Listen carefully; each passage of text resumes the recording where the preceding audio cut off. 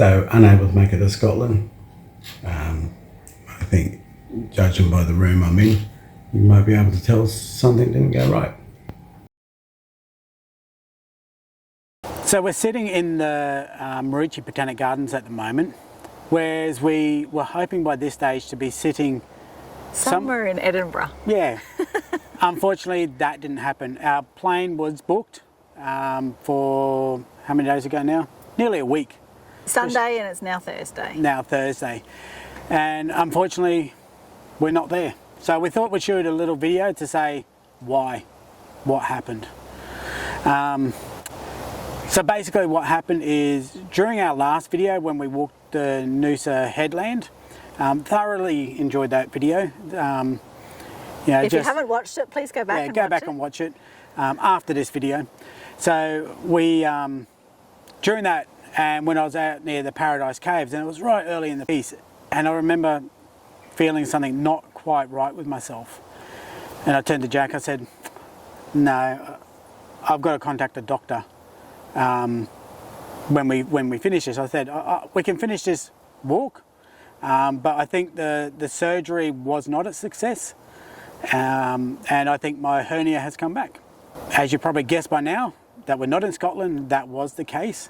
Went and saw my surgeon, and he said to me, look, there's a couple of options. You can get it done in Scotland, but jumping on the plane, it's going to be a risk. You're going to be sitting in that one spot for ages. I suggest that you get the operation done in Australia before you go. Jack and I had sort of talked about this a little bit beforehand. Yeah. We thought health is number one, the trip is secondary.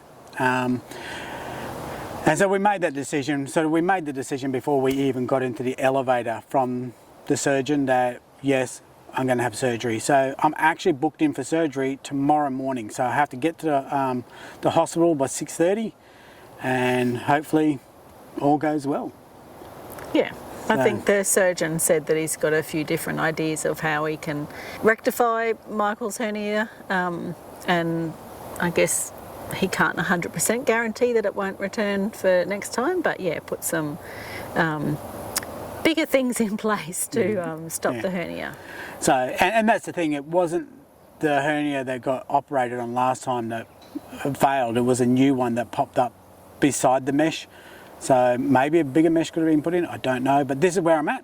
So we thought we'd then actually use this video to answer a few questions that might be coming up. So I think we've got a little list in front of us, so I'll just check on that. So how did I feel? How did you feel when the surgeon said, well, actually, I'll tell you how the surgeon felt. He was amazing.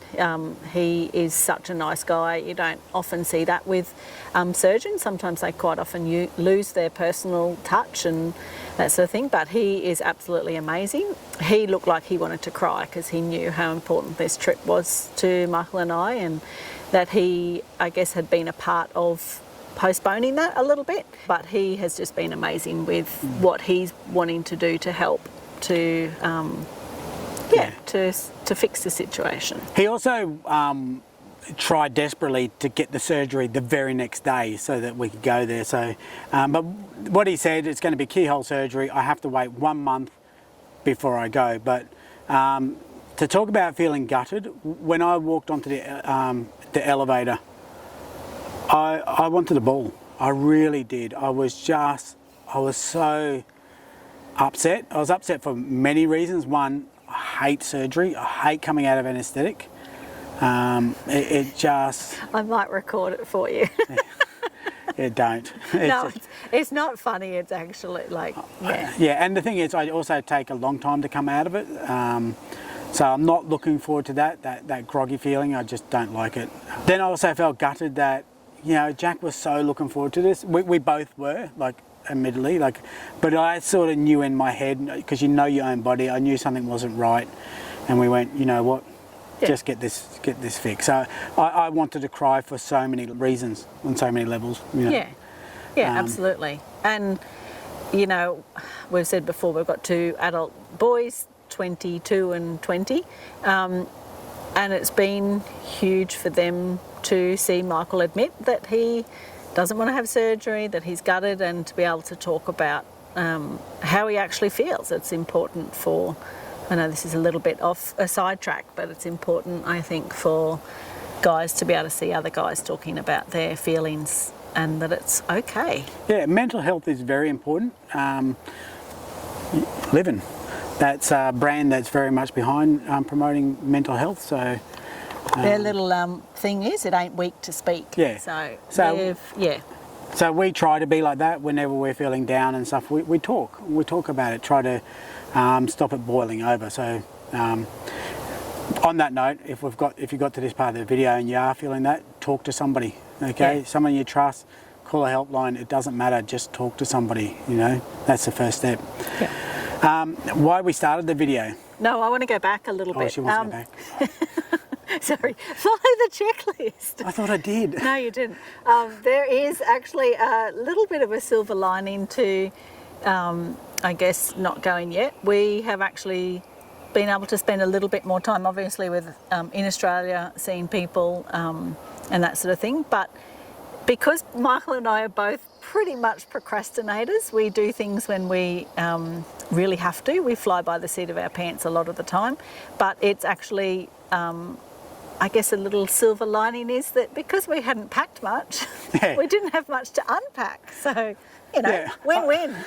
We found out on a Wednesday that I had to go in for surgery, and we're leaving on the Sunday. So that's how late we left our packing. But I think, as Michael said before, we both knew that Michael wasn't quite 100% right. We knew that really the meeting with the surgeon was going to be not the make or break, but that was going to be the turning point as to whether we were going to go or not. So we both sort of held out a little bit, packing properly until that point, and then, yeah.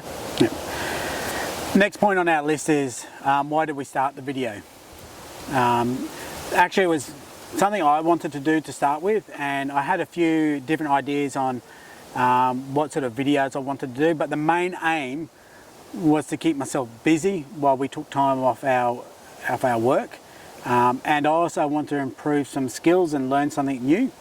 I teach maths and digital technologies, so I wanted to thought while I'm away, if I actually work on editing videos, so that when I return back to the digital technologies in the classroom, I'll be able to hand on some first-hand experience to students as to my journey, what I learnt and stuff like that.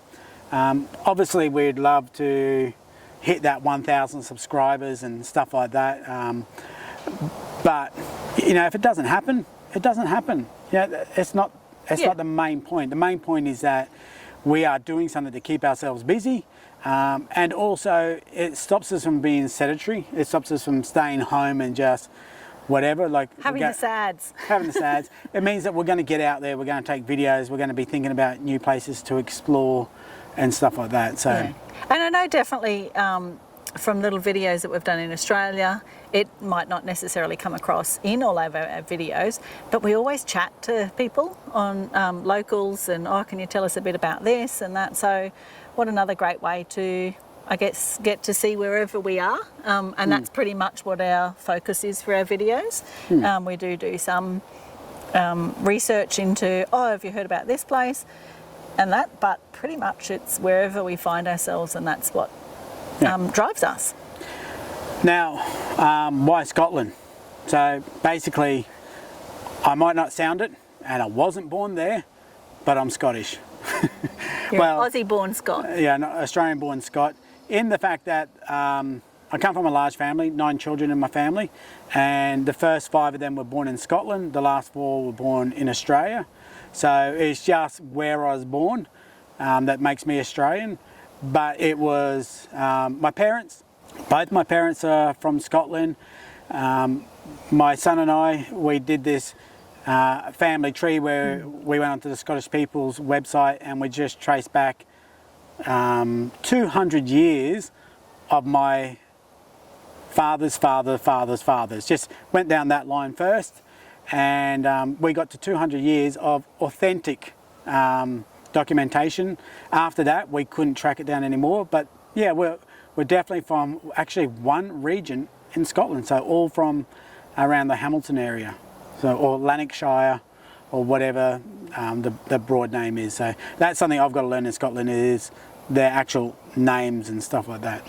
I know that when Michael's been to Scotland 3 times, I've been twice, both of us just felt at home when we went there. And then when we came back to Australia, had that almost a homesick feeling for being in Scotland and different things. So we want to, I don't know, I guess not just have the touristy 1 month there. We want to experience it for a bit longer. I'm not that sort of person that feels a connection to a place. Like, I don't go, oh, there's a connection here. I somehow think it's a load of baloney sometimes, you know, when people talk that.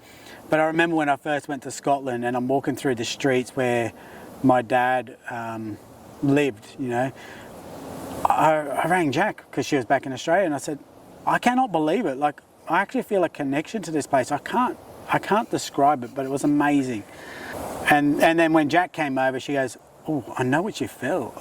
Yeah. And, you know, I feel the same. Like, I just want to go back to the beautiful country. So, yes, we know it's going to be cold. We know it's not going to be this sort of weather all the time, or ever, apparently. But that's okay. Like, I've done nearly 50 years of heat, and I'm happy for a little bit of cold. We, as Michael said, that he's done nearly 50. I've done 40, nearly 47 years of Queensland summers where, it's just, we're over it. So let's try having a real winter and actually just getting to know a different culture. Apparently they speak English there, but, you know, the times that we've been on holidays, there's been a few times where we've gone, I'm sorry, could you say that again? So looking actually forward to coming back to Australia at some point and having picked up some little, some Scottish slang, I guess. I'm probably a bit more used to it in the fact that my parents have a Glaswegian accent. But what I found most difficult when I was in Scotland is listening to the younger people speak. They're so fast, but we love it. Absolutely love it. Yeah, absolutely love it. We're both teachers, as I think we've mentioned before. The first few lessons, I might not have a clue what the kids are saying to me. Sure. But that's okay. I'll just make them repeat themselves. A+, yep, all good. Yeah. Yep. And I guess our other driving force is, why not? We're of an age where we can still enjoy it. We have a little bit of our freedom that the boys have grown and can look after themselves. Although they are following us there, which we are super excited about. Yeah. But yeah, why not? Why not try somewhere different? Someone once said to us, anyone can do 12 months in another country, and we're pretty sure that's right, because, you know, each season, each new thing for that first 12 months is exciting. Oh, I haven't done this before, so we figure, why not give it a crack, and then we can, why not? Yeah, and the why not as well, like, one of the reasons why we chose Scotland was something different, but what we actually needed was about a year off work, just to heal. For me to heal properly, I need to get my body healed properly so that when I go back to work, I'm there full strength. So, and didn't know that there was going to be complications, and so I'm lucky that we did take that time off. Yeah, and I guess both Michael and I have lost family members or friends that unfortunately never had the opportunity to, I guess, go and take a why not opportunity. So we are in a position where we can at the moment, and my auntie used to say, apparently, sadly she died a year or so ago, but she always used to say, take the trip and eat the cake, which our boys have sort of turned into eat the trip, which basically means, you know, go and experience something new, and that includes all their different foods. So when you hear us try some haggis. So when you hear us say that, you know what we're referring to. So yeah. So parting thoughts. We have a few ideas for videos. We're also open to ideas on videos that we can do, sort of challenges as well, but obviously they've got to be in keeping of who we are. We know there's a lot of people doing these sort of videos, but we went, doesn't matter. You know, we just want to be who we are. I don't want to create a video that doesn't reflect who we are. So Yeah, and if it keeps us close together, that's all we care for, isn't it? That's it. So, We had a lot of discussion before we started the video as to whether we almost wanted to be like tour guides on the video, but I think Michael and I, we said it before, we fly by the seat of our pants. We just want to say how we have experienced the different location or that sort of thing, and if someone can take something away from it, then awesome. But it's certainly not going to be a comprehensive. it's not going to be a tour guide. It will be some fun facts along the way. Lots of fails, probably. A lot of what's going through our heads at the time. My head's a wild ride sometimes to try to keep up. One of our friends once said if Michael was a car, he'd be known as a four-wheel drive because he's constantly off track. But I tell you what, it makes for a very exciting life. And I love it. Wouldn't have it any other way. Also makes for interesting videos because Jack will go, did we come here to shoot that? Well, no, but it's there. I've got to shoot it. I've got to do it. So.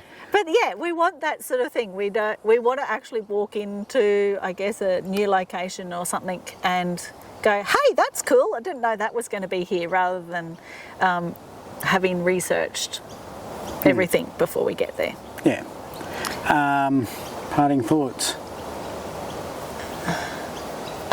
Please, as Michael has said before, we are doing this for ourselves and for people to, follow our travels, people in Australia, family and friends, colleagues and things. But please subscribe to our channel. That's just Bit that of a shameless encouragement. plug, but why not? And helpful criticism. So if you think that we need to improve something, if we've done something that you really like a different video sequence or something that you really liked, give us a yell, and if there's we'll take it on board. I do have some family that are great. They give me some awesome critiquing, which I value, and I try to incorporate it. I guess we hope that you enjoy the videos. All right. I think that's a wrap. That's a wrap. Bye. We are finished. Fished. Finished.